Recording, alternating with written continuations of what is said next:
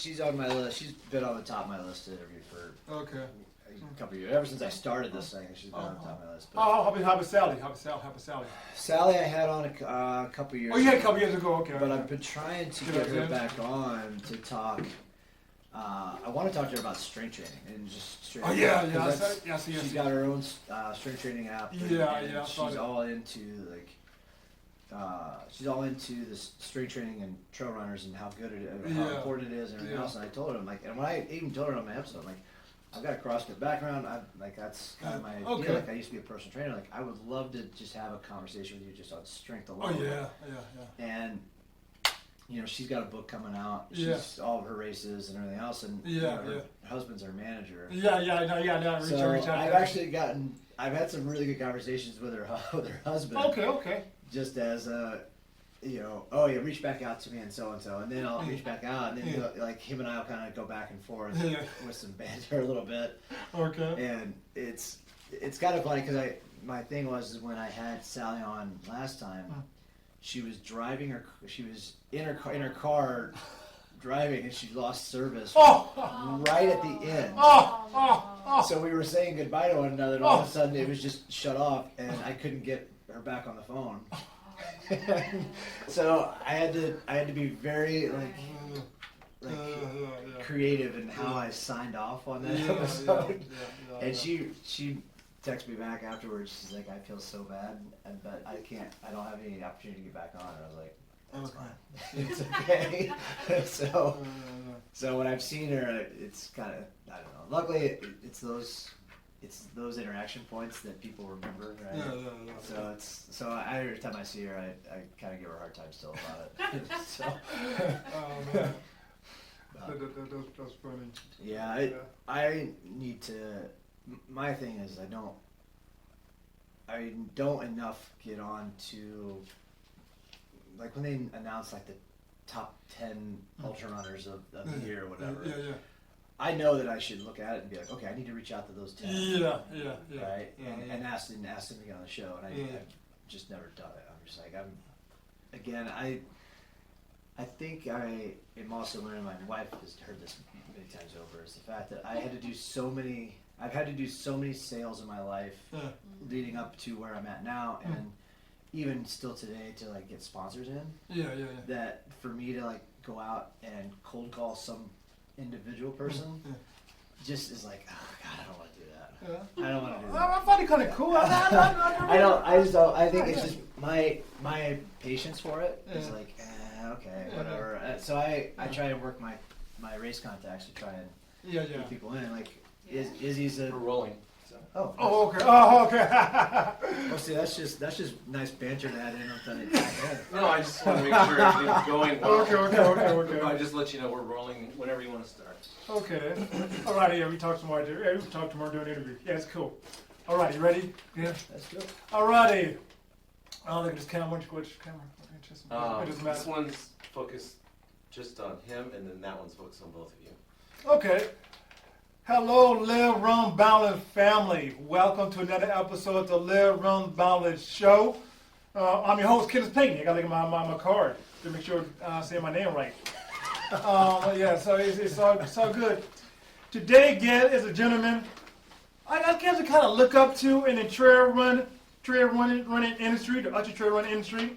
Not because he's a runner. I mean, he does run sometime, but because of what he have and doing in the running industry, in the running community, and the decision he had made to go all in with his running race event. He know for in San Diego and Colorado as the man that runs the ERS, Endurance Race Series, with the largest trail race organization in Colorado. That we said, but I believe him. So before ERS, Jeff was working as a sport marketing firm. In 2005, Jeff moved to San Diego with a great move to start his own sport marketing company. Then in 2013, he made the transition and started his ERS. He also is the host and creator of the Trail Life podcast. So go and check that out. And my bad, I just all over the place. So, yeah, so family, welcome. Jeff Stoner, ERS, Endurance Race Series. Welcome, Jeff. Thanks, Ken. Appreciate it, man. This is fun. I love your show. Yes, sir. First of all, so always good guests. So I feel in good company, Yeah. right? So thank you very much for having me. Appreciate it. Yeah, definitely. You know, so I've paddled across a few times in the past few years, volunteer race event and stuff like that here in San Diego. I just want to go back to a conversation last year at the 24-hour race. You know, we sat down and talked about a little about your life, and so like I was intrigued about it, you know, and so I know how much people know about, you know, your previous life before the 20 years in the endurance race series and doing the races. So tell the family a little bit about your background. You know, I've had an interesting way of getting into trail running.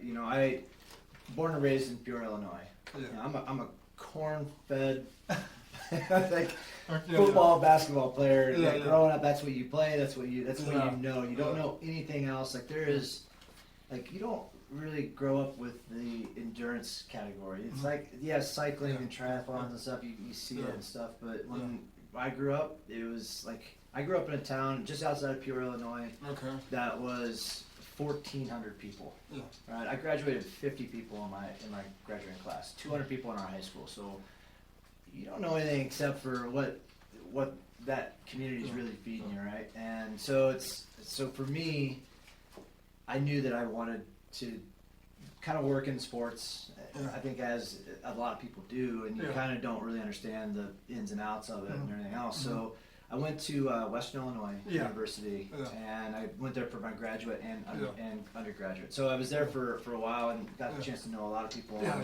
And I was lucky enough to work for the athletic director of the entire school.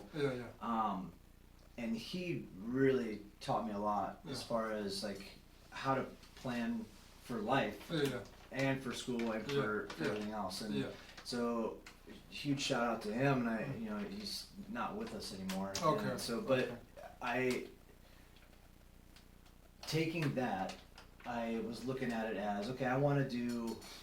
My dream again was to be in the NBA. Like, I wanted to work in the NBA. I wanted to work for a team. I don't care. I don't know what it was. Sales, marketing, game operations, whatever. Right? So I get done with grad school. I get an interview with the Indiana Pacers for their game operations. And went over there, did an interview. 2 days later, got the call. Said, "Hey, guess what? We'd be happy to have you. We're stoked. We think you bring a lot, whatever." And at the same time, I had gotten a job interview or a job offer from a place in Boulder, Colorado, as well. And I was like, well, this is the best of both worlds, but I don't know anything about Boulder. I had some friends that lived out there, and at the time I was like, I need to get out of the Midwest. I need to see something different. Okay. I was going through a divorce at the time, so it was like the best opportunity. And I felt that Indiana, even though that's what I wanted to do, top of the list as far as where I wanted to work, what I wanted to do. I was like, I need to go see something completely different. And I turned down the Indiana Pacers job.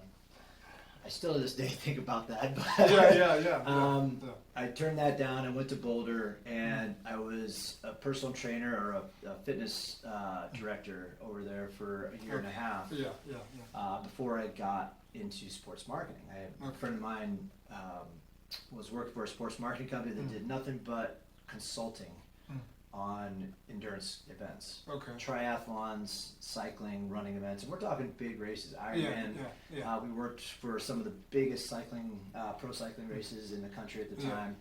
And we worked with companies, to help out with their sponsorship activation at these events, right? And so I had no idea what the hell was going on with the endurance category. I was like, what is this? To learn about pro cycling and pro running, and to even start getting into coming out to San Diego Rock and Roll and seeing some of those events and some of the bigger ones like that, kind of in a sense blew my mind. Yeah, Like, yeah. I wish I would have known about this a little bit more. Yeah, yeah. Right, and you kind of get into this zone of the community is really Yeah, great. yeah, Right, you yeah. have that access of if you want to talk to a professional, athlete, you don't have to go through an entourage, a Okay. manager, an agent, Yeah, yeah. a team. Yeah. It's like, hey, Yeah. there's Courtney over there. Let me go talk to Courtney Yeah. DeWalder, right? And you don't really have to worry about always going through Yeah. 10 different people. I know. To do it. And I think Yeah. that's what really attracted me to the fact that, and when you had the opportunity to talk to them, Yeah. they were down to earth. Yes, They absolutely. were willing to help out and answer questions, and if you wanted some advice, I always got that advice that I needed from them. It was Yeah. really cool, and so from that point on, I was like, this is where I want to be. This is what I want to do. And the company sold. The company I was working for sold, and I had the opportunity to move to San Diego. And so in Okay. 2005, took full opportunity of it. Yeah. Came here, Yeah. started my own business, and kind of did the same thing that I was doing, right? Yeah, Like yeah. that's what I knew, right? That's what the things that I need to know. Like Yeah. I know logistics of races and Yeah, stuff, yeah. and did that for another, I don't know, 9 years, and finally I was like, you know what? I've done enough for other people. Yeah, yeah, I yeah. want to start getting into race directing, Okay. and so I had done.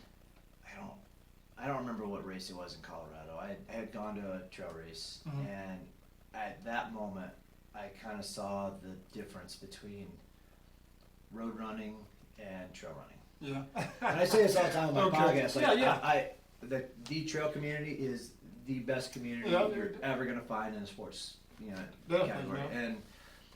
And not to take anything away from road racing, but Yeah. the camaraderie with it Yes, and how yes. close people Yes, were yes. and the way that things were set up, I was Yeah, like, yeah. I love this. This is great. And so luckily at that time, Yeah.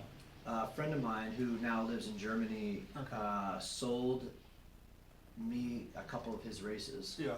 He knew that I was wanting to get into race directing, and was like, "Hey, I'll sell these races to you. Yeah. I'll work a deal out with you. I'll teach you how to organize and manage these events, and so on and so forth." And so I took full opportunity of doing that. Yeah. And that was kind of the start of everything as far as being a race director. It taught me instantly what to do and what not to do. Okay. Yeah. God love my friend. He's one of my best friends still to this day, Yeah. but he yeah. did a lot of shit wrong.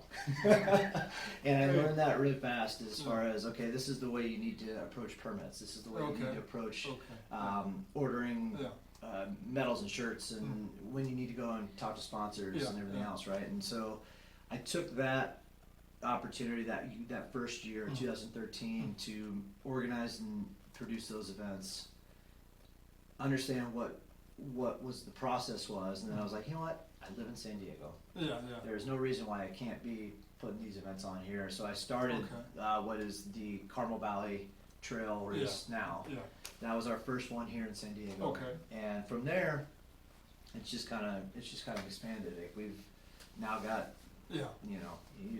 six races Yeah. here in San Yeah, Diego, yeah, and definitely, now we're down to Yeah. 5 races in Colorado, and Okay. a lot of that it's weird. It's weird sometimes how something like COVID, right? Yeah. It shuts you down, Yeah. and Yeah. you couldn't do anything. Yeah. COVID actually taught me a lot, and Okay. it actually helped my Yeah. business. Weird as it may sound, I had 10 events at that point in time. Yes.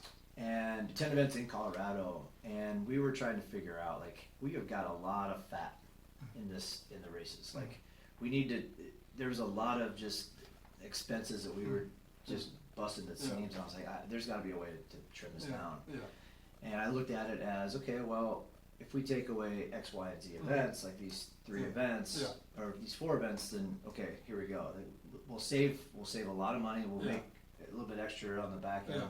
Granted, we have to wait for another year to do this, Yeah. but it actually allowed me to look at budgets and be like, okay, this will actually work a little bit better, having fewer races and able to manage and market more towards a more now narrow demographic. Okay. So it's been fun. Like I'll continue to keep growing the events where we can. But Okay. it's been great. Oh, that's good. Yeah. That was probably a little bit longer answer than you were looking for, but Yeah, well, probably, but it's okay. Did I just knock out like 10 of your Yeah, questions? yes, you did. Yes, you have. You know. You can ask anyway. It's fine. Okay, well, I'm gonna break it down. I'm gonna try to break it down and take it back a little bit for the basketball situation, not situation, for the basketball part of your life.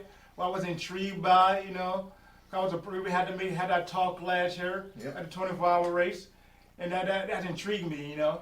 And you decided to give that up, give the opportunity to work in the NBA. You said your dream to work in the NBA, to take a chance because you want to move somewhere different, you know. But to give up your dream of working in the NBA, the opportunity, you could be like, be nicely. I mean, you could probably have a condo. I didn't probably have a condo already. I don't know. Or living nicely, you know. Indiana probably could be joining with the Lakers right now. I don't know. I know. And it could have been like working with the Lakers. So, what did it take for you to? Was it hard for you to make that decision? Because a lot of people probably thought you were probably crazy for making that decision. Well, yeah, I had to sit down with my parents and Yeah. you know, for a long time Yeah. and talk about it. And again, I think it comes down to, you know, the home life wasn't that great. Okay. And Break it down. I have still a great relationship with my ex-wife. Yeah. You know, from back then, and it's been 25 years now. Okay. At this point, I got married really young. Okay. And it's kind of one of those things when you're in the Midwest, you kind of grow up as you get done with college. Yeah. You get married, you have kids. Yeah, I feel it. So on and so forth, feel right? it. And so that happened. We didn't. Yeah. We got married. It was something where it was, you know, it wasn't the right situation. Okay. It took us getting married to understand that. Okay, yeah. And so, at that point, when I was going through grad school, you know, we were separated at that point and trying to figure out what's going on with this relationship. And I was driving an hour and a half to and from. I would work so I'd work at night as a personal trainer and at a health club. And then during the day I'd go to school, and I was driving an hour and a half back and forth. Right, so you kind of you have a lot of time to think to yourself when you're 3 hours of drive time. Right? And it got to a point where I was, a couple of my teachers kind of threw my name out to some people that they knew in the sports world. And luckily they got me an interview with Indiana, and it was like, oh, this is great, you know, this is a great opportunity, and you sit down and, you know, it was going to be just an entry level deal, right? Was Larry Bird a coach at the time? Yeah, he was. Oh, yeah. Oh, they were doing good. They had a pretty good couple of years on Larry Bird too. It was a good team. Like Indiana had a great team at that point in time. Larry was a coach, and it would have been fun to be around that environment. But Mark Jackson, Reggie Miller. It was cool. It would have been a great team to be around and cheer for. And so when I got that call, they're like, hey, you're hired. Like, let's do this. Like, here's your start date. Like, what they do is, at least at that point in time, this was springtime, so the season. Let's see if I get my dates right. The season had just come to an end. Right? Yeah. The finals were over. Everything was done. So they were now starting to hire for next season. Okay. And they weren't going to bring anybody new into game operations, which is the division that I would have gotten hired for. They wouldn't have brought anybody new in until, I believe it was, because preseason starts in September, so it would have been like August at some point in time, right? Like July, August to kind of get you ready. So there was a 2-month window. Okay. Right, and so they were like, hey, you're hired. You're gonna we would have you come in July, whatever. And I was like, okay. And then literally, like I said, I got a call around the same time from this company in Colorado. And they're like, hey, we want you. Here's what, and you look at financials, you look at everything, you look at lifestyle. And at the time, it was like I literally had to sit and take a couple of days. I talked to my parents. I had to figure out with my then wife, like, hey, is this going to work or not? Because we can't make this work when we're in the same city. there is no way that we're going to be able to make this work Yeah. when I live in the next state over, Yeah. and even worse if Yeah. if I'm living 1,000 miles away. Yeah. And so I think it became a point at that juncture where we knew that the relationship was okay. We're separated. Now we know it's going to be over with, Okay. right? And so that, I think that kind of helped me out in that Okay. sense, Mhm. right? That I kind of had some closure in that section, but it was Yeah. still that as you come back to it, it was like the dream, the dream job, and I was like, I think at that point in time, I had always grown up as kind of the dreamer in the family. Yeah. I don't know, my mom still loves to tell the story. Like, I came to her one day in high school, and she was like, or I said to her, like, oh, I'm going to live in San Diego one day. Yeah, okay. Oh, wow. And she's like, you've never been to San Diego? I was like, yeah, but the beaches, it's 70 degrees all the Yeah, time. yeah, Like, yeah. I'm going to live, Yeah. like, that's where I want to live. That's where I Okay. want to finally live. Okay. And again, she loves to tell that story. Yeah. And so I looked at it, I think when it was all said and done, and I kind of weighed the options. Yeah. I looked at it as Colorado is closer to San Diego. And that's literally what I looked at. I was like, Okay, you know what? okay. I can create a new dream. Yeah, yes. And I, again, growing up, and I think as you go through phases in life and things, like I had learned a lot about myself going through the marriage and everything else, and I realized that, you know, although I want to do this, Yes. it might not be the best scenario for me. Okay. Right, Yeah. and so I looked at Colorado as a fresh new slate altogether to be like, listen, let me go out and find out what else is out there. Okay. And if I don't like it, Mm-hmm. I can move back. I know I'm comfortable in Illinois. I've got my friends here. I got this. I got that. So if it doesn't work, I can always move back. But at least Colorado gives me a new slate and a new opportunity to like figure out what else is out there. Yeah. And when it was all said and done, again, it took me a couple of days to realize that. But I think when it was all said and done, it was once I made that decision, I literally packed up my car the next day, and I was like, Mom and Dad, I'm seeing you. I'm out. So I gotta go. I got to be in Colorado in a week, and so I took the opportunity to just take off. So yeah, it took a while to really get over it, but when it's all said and done, like you kind of just have to look at something new, and something that might not always be the dream that you thought it was, right? Yeah, definitely, yeah. It's funny, and I'm a talker. Okay, that's okay. That's all good. So it's quite interesting. I look back, I've got friends who have worked in the sports, NFL and NBA, and work for stadiums and ticket sales. So a friend of mine who used to work for the Padres was the ticket sales manager. Yeah. And he got married, has kids. You know, he's worked for 7 different baseball teams. Oh wow! In a matter of 13 years. And you look at it, and this is kind of that look back at things, right? Yeah. Is you don't really understand that aspect of it when you're getting into like the sports teams. Yeah.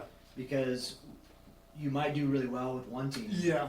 And the next thing you know, another team hires you away from that team, right? Yeah. So it's just constant.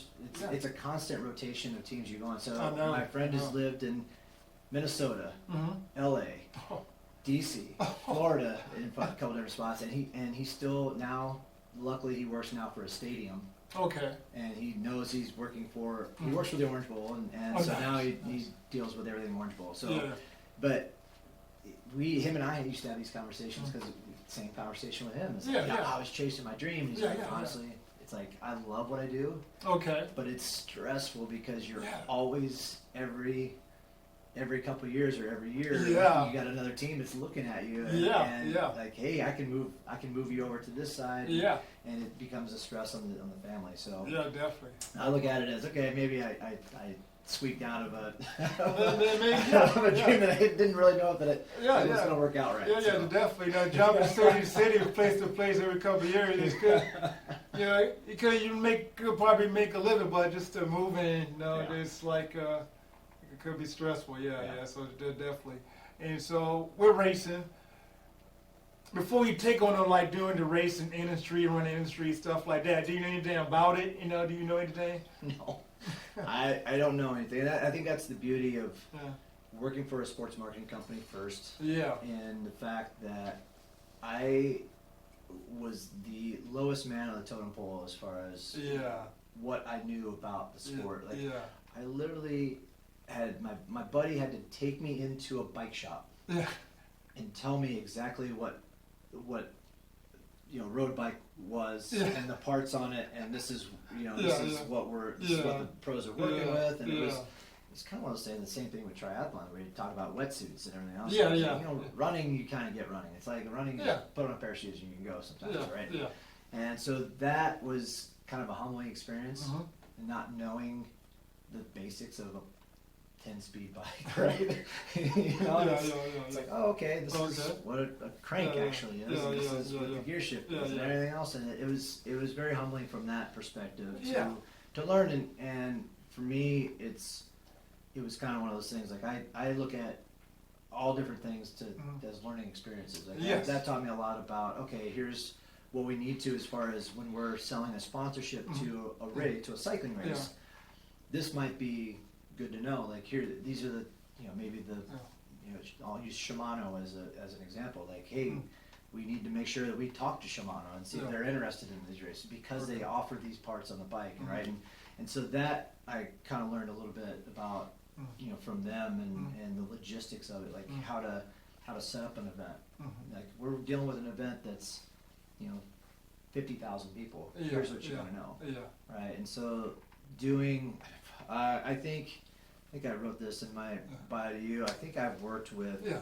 just over 100 races Yeah. Yeah. Remember? Yeah. in my so career Yeah. over that time that I've started, Mhm. and it's interesting. You take away something from every single event, Mhm. and again, it's always good, it's always bad. So Yeah. you kind of see what Yeah. some Yeah. race directors do or some event organizers Yeah. do that do not work whatsoever and Mhm. fail very hard, but you also see that same token of, Mhm. oh my God, this was a huge success for them. Yeah. Yeah. And I'm happy that I took that learning experience Yeah. for, I worked with them for 4 years, Mhm. when it was all said and done, or 3.5 years Mhm. before the company sold. So it gave me a good perspective on, at least when I'm getting ready to start my own business, like where I Yeah. needed to start. Yeah. Even though I was, and luckily I started in the same position I was in. Like Okay. I knew a lot of the same people. Luckily, the owner who was selling the business looked at me and said, "Listen, you brought in these clients to our business. I'm gonna put them off the books. You want to start your own business? You take them.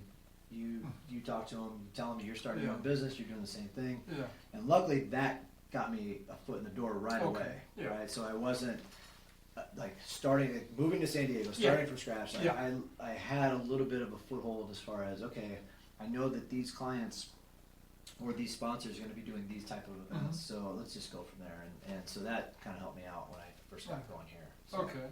So 10 years enduring race series, correct?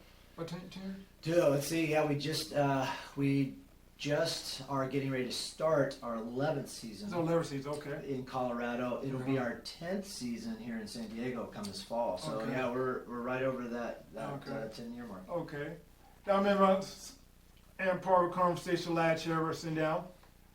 Tell me about going all in. You mentioned that you talked about going all in with this, Yeah, man. It was again. It comes down to we were doing consulting for a lot of other events, and I didn't know. Trail running doesn't have a lot of people. I mean, you see these road races that have 10,000 people, 12,000 people, right? And the way to, the profit's going to be a lot higher in those races. When you're looking at trail running, you have to understand that you're getting into a sport that's a little bit smaller and doesn't have as much profit, but you better enjoy it. Right? Okay. And so it was kind of one of those things when we first started doing the races in Colorado. We were still doing a lot of consulting with a couple different clients. We were working with, consulting with a couple different other races across the country. And so that kind of kept me almost like arm's length distance in a sense. Like, okay, I'm here, but I still need to make sure I make money, because even when you start an event from scratch, or you're buying the race, you're not guaranteed that race is going to be successful right away, right? Yeah. And for anybody who's watching this, if you're a race director, just know that 3 years is your spot. That's your sweet spot, right? Okay. Don't get in and think that first year I'm going to make all this money. Yeah. It's a process, and that's what I had to understand, and it took me those 3 years to really get it. And once I kind of understood it, you know, the races in Colorado were built, and they did well, but they weren't really at least in my financial mind, they weren't a true success. Okay. Because they were hemorrhaging money in some regards, right? And so for me, once I figured out where all the expenses were going and where we could build more profit with it, with the small amount of people, like we had, again, 250, 350 runners, so you've got to be very creative in how you do things. And so I think once I figured that out, I was able to kind of recreate Colorado races here and do the same thing. And once we got, so we did Carmel Valley here for the first year. The next year we added 2 more races. And I think once that second year in San Diego got here, I knew that I was all in for the trail running. Yeah, okay. Like I knew, okay, now I have an understanding of what this community is all about. Yeah. I have an understanding of what these races are all about. Yeah. How to do it, what needs to happen to make the experience great for the runner. Okay. Right? And so from there, I was like, we stopped doing a lot of the consulting stuff with races. I stopped traveling a lot for our sponsors, for our clients, and it just became this, like, more and more we started doing trail running. It started becoming, okay, now instead of 2 hours a day during my day, I'm working on the trail running stuff. Now I'm 8 to 10 hours, right? And I kind of banked on, okay, these events have now got to be a success. Yeah. Because I don't have anything else. We've gotten rid of our that's going on. Our clients. We've gotten rid of some of our other sponsors that we were helping out with, or clients we were helping out with, and it was like, you know what, if we're gonna do this, we're gonna do this. Now at the same time, like, I also had a business partner at the time. Okay. I had a business partner for a couple of years when we were doing the consulting stuff, and we were getting to a point. Obviously, when you got a business partner, sometimes you start getting 2 different mindsets as far as where you want the business to go. And finally, I said, you know, it's best if we just move on. Okay. Here you go. I'm going to again I'm going all in on these trail races. Here is what you can take away from this, right? Okay. And so it was one of those things. It worked out for him in the long run. Okay. He has a really great job that he works with now, and I have these races that I love and adore, and a community that I love to be in. And so it was one of those things, like, all these pieces kind of came together, and for me to look at it and say, okay, this is what I want to do. This is what I want to commit myself to, right? You talk about going all in. That's when I knew it. It was like, you know what, this is it. This is it. Okay. So you went all in, still here, still doing it. The races, you got new dream, new goals, but not just you that make it happen. You take a teamwork make the dream work. Yep. So how important you to have your team in place to make this dream work? You know, I'm a very, very lucky individual. Yeah. I've got 2 teams in Colorado, so the endurance race series is just me. Yeah, like, I'm the one that's here in the office all the time. Yes, okay, but it's my event staff, and I've got a woman I work with in Colorado. She's been working with me since I started in 2013. Yeah. So without her, I mean, she's my right hand. Yeah, which has been great. Yeah. And the team that we've built, she's helped bring in and keep. It's been great. They've been with me for almost 10 years. Nice. And it's kind of one of those things. I look at that, and we recreated that here in San Diego. And, yes. And it is. I mean, when you have a group of people that have regular full-time jobs, and are still willing to come out on the weekends and be a part of the events and part of the community, says a lot about who they are and what they do for me, and it's so I can't thank that staff enough because they put their heart and soul into the events. Like this is not their deal, right? This is my dream, and but when they're there, they're part of it. They're part of it, and they have the understanding. They see it. They've understood the community now, and they see the community, right?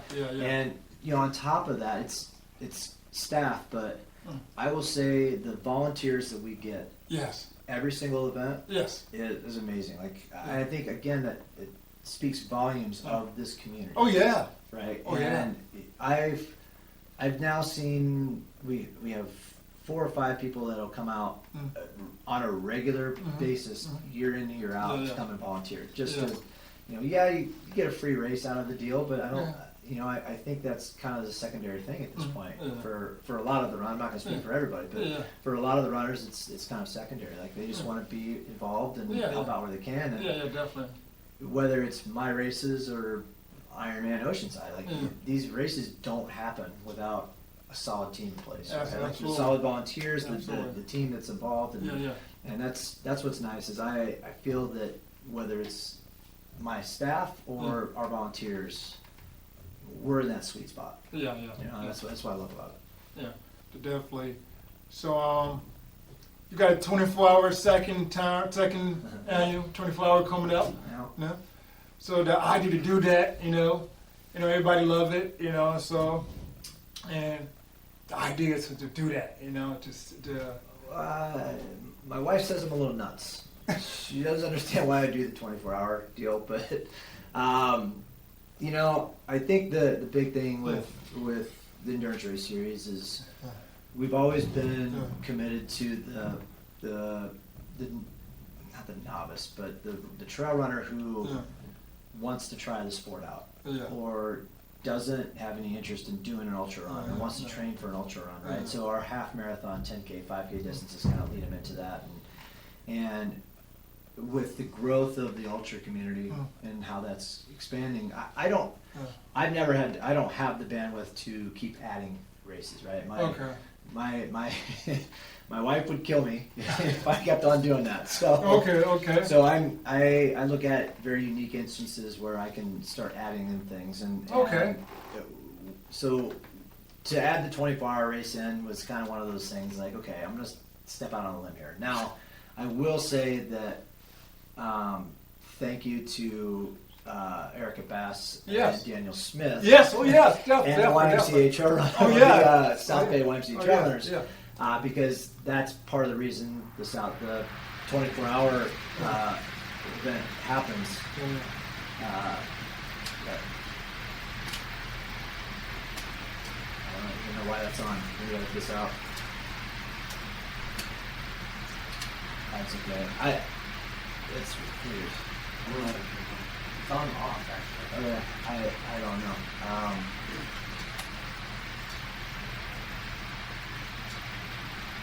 So weird. Hasn't been on all day. All right. So because of the South Bay YMCA, I'll go back to it. Like, I will say Erica Bass and Daniel Smith and the South Bay YMCA Trail Runners are a huge part of why this 24-hour event happens. Okay. We do a lot of races, or all of our races are up here in North County, San Diego. And there's nothing in South Bay. And so that's one of the things where they came to me and stated that we'd love to have something down there. So we looked at that, and I was like, well, if I'm going to do it, I want to do something completely off the rails for me. Like something that's way different. It's not really connected to the series in itself. Okay. And we had the idea of just doing a 24-hour. I thought it was a way that I didn't have to go out and mark a 100-mile course. And it was a way that I could just look at it as, hey, let's do 24 hours.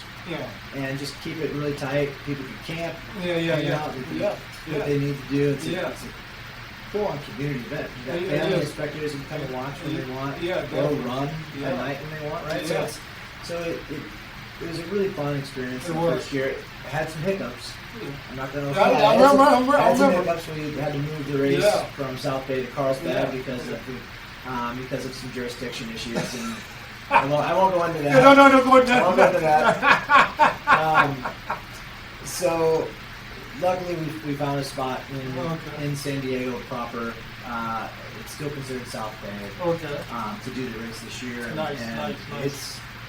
I'm hoping that it continues to expand and grow a little bit. It's a very unique experience, and we tried to do it this year. So it's not only 24 hours, but it's 12 hours, 7 hours. So if you're not really ready for a 24-hour event, come out and do 7 hours with it and just see what 7 hours feels like, whether it's night or in the daytime, right? So again, it's just all being part of the community. Definitely. So, how long you want to do this? Do this race, do the race thing? Man, now you're putting me on the spot. If I say the wrong number, I'm gonna get somebody to fight back to me now. I will continue to do what I'm doing until my body can't take it anymore. Okay. I'm 47 now. I would love to keep doing this until the day I die, but we all know that that's not reality, right? So I'll go as long as my body can allow me to be out there setting up races and being on site and cheering people on. I know that if I can get another 15, 20 years out of it, I'm good to go. There you go. Now again, my family might have some other conversation with that and wanting to spend a little bit more vacation time. But I think when it's all said and done, I want to continue to support the community as much as we possibly can. Who knows what's going to happen over the next 5 or 6 years? Right? Maybe it'll expand a little bit more. I'd love to look at other expansion opportunities and see where we can go. But until that point in time, it's like we're having a great time in both Colorado and San Diego, and I feel that both those communities there are top notch. It's fun. It's fun being around these two communities. We'll continue to grow as we can. Okay, then. So a couple more questions. So you feel like you were meant for this? You feel like you were meant to do this? When it's all said and done, that's a great question. I think the short answer is yes.